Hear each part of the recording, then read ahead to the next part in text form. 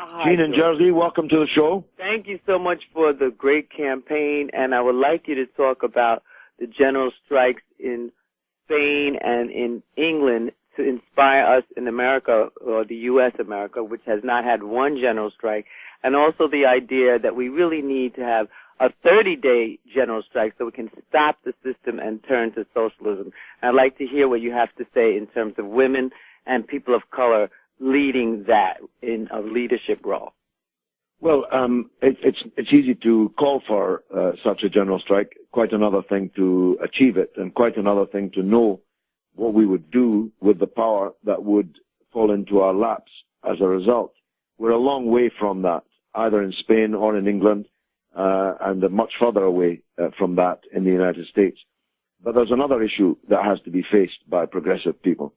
We don't live in an era where general strikes mean what they meant, because the workforce is wholly different from the workforce in the 30s, the 40s, the 50s, even the 60s. We live in a very different economic and social picture.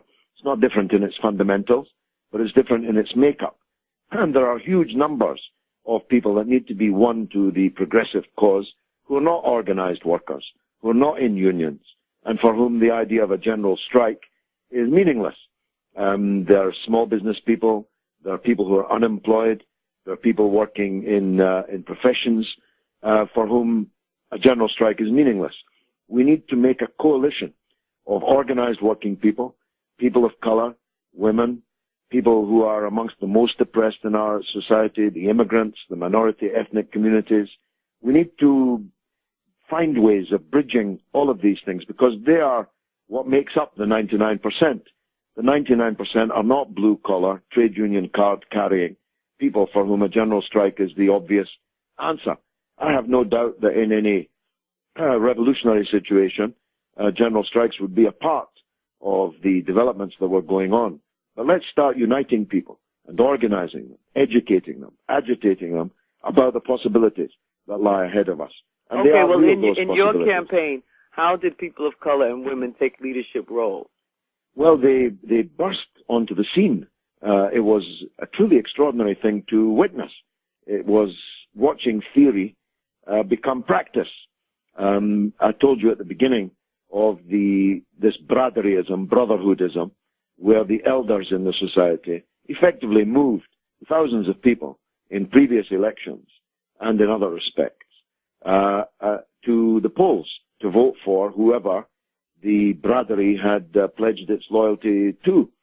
But we, by coming into this campaign and by projecting our ideas, and I hope doing so well, captured the hearts immediately, particularly of young people first, and then women.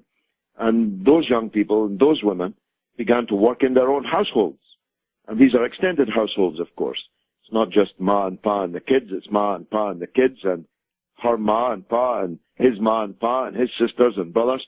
By the grace of God, these people have large families, and they talk about politics, and they talk about elections in particular when politics is at its highest, politics is at its sharpest. And they were arguing that this guy, Galloway, stood for us and defended us, and he defended the cause of our co-religionists in other parts of the world. He's got a message about the poor and about the unemployed. He's got a message about the society in general. He is a tribune of the 99%, and we should be with him. And slowly but surely, over a 2-day period, that happened. And by the end, the reason I knew that we were going to win handsomely was because we had 500-600 people maybe working in our election campaign. And every one of them was part of a family of 20 or 30 people. And the people just going past in the cars, flashing their lights, sounding their horns, was all an indicator that we had a wave going on. It was really something to behold. Unfortunately, it was all off the radar. Nobody was reporting it, though obviously people are now trying to piece it back together again, because this story, more than 10 days later, nearly 2 weeks later, is still the biggest political story in the country. And it's good to be at the center of that, I must say.